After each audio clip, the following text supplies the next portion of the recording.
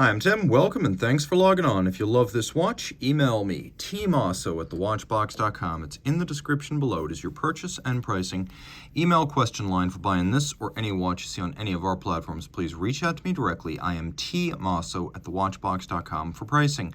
Today we're discussing a model launched in 2005, and in a lot of ways it was a replacement for both the 5036 annual calendar and the platinum only 5056 reference. So this is the 5146P-001, and it is one of the scarcest 21st century annual calendar models made by Patek, to the point that here I am now 9 years in and I'm reviewing my first one for you.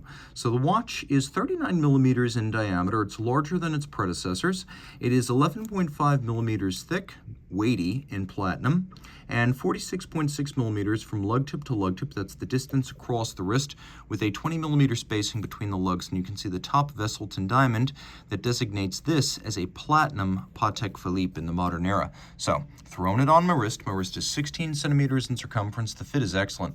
Taking a look down the barrel, no issues. The lugs are nowhere near the edge of my wrist. From over the top, which always exaggerates the width of the watch across the wrist, you can still see the lugs are inboard. And in profile, you can see with a generously sloped case flank that's pretty thin overall, it'll easily slide underneath a dress cuff. No issues there. Distance shot, so you can see it in proportion. Taking a look at the strap, it is dark gray to match the dial, anthracite we'll call it.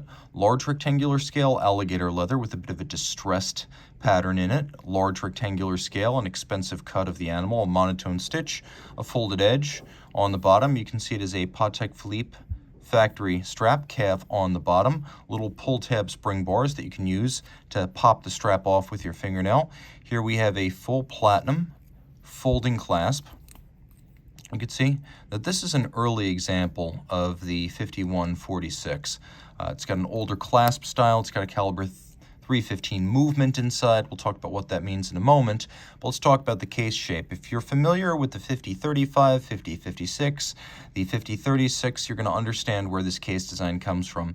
It's fluid, it's shapely, it's elegant, it's organic, and via the step-in of the bezel from the case band, it looks even thinner than it is. We have pusher adjusters on profiles to help adjust the calendars. And then you can see that the crown is slightly countersunk, which means it sticks out less. It's less obtrusive. It's more elegant. The dial is a wonderful sort of anthracite metallic with sunken subs for the day and the month. We balance it out with a power reserve indicator up at the top of the dial, power reserve up to 45 hours. I can wind this so you can see the operation of the power reserve indicator as you manually wind the watch. It has bilateral symmetry, meaning you can split the dial down the center and each side will be like a mirror image. We have outboard a railroad track for reading your seconds as well as your minutes. Indices as well as hands are white gold and polished, so they'll never oxidize or tarnish. Date down at 6 o'clock. We have a sunken moon phase. It's an annual calendar, which is a device that Patek Philippe created back in 1996. They were the first with this, sitting between a simple calendar that needs to be corrected 5 times a year and a perpetual, which does not need to be touched. An annual calendar only needs to be corrected once a year during the jump from February to March. That said, on Patek Philippe annual calendars, the moon phase needs only one adjustment every 122 years.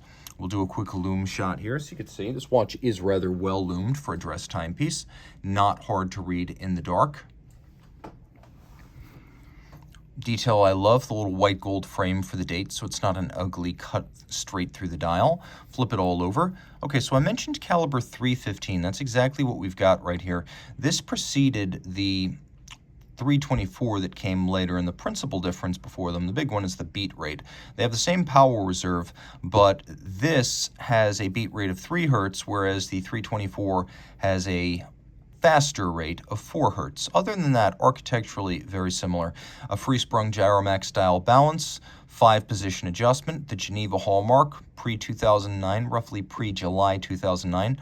Patek Philippe movements feature the old Poisson de Genève. The finishing quality is high, and you can see that the details are attractive and self-evident here. All of this pivots on 36 jewels, and as this is still a relatively traditionally sized watch, there's a good match between movement size and case size. With a screwed-in case back and a push-down crown, this watch is water-resistant to 30 meters. If you love this watch, reach out to Team Mosso at thewatchbox.com for purchase and pricing details. I want to opine that just with the presence of the Geneva hallmark, the older 315 movement, and the buckle included with this watch, I believe it was made in one of the first 3 years of production. So either 2005, 2006, or 2007. Again, if you have interest, reach out to Team Mosso at thewatchbox.com for purchase and pricing details.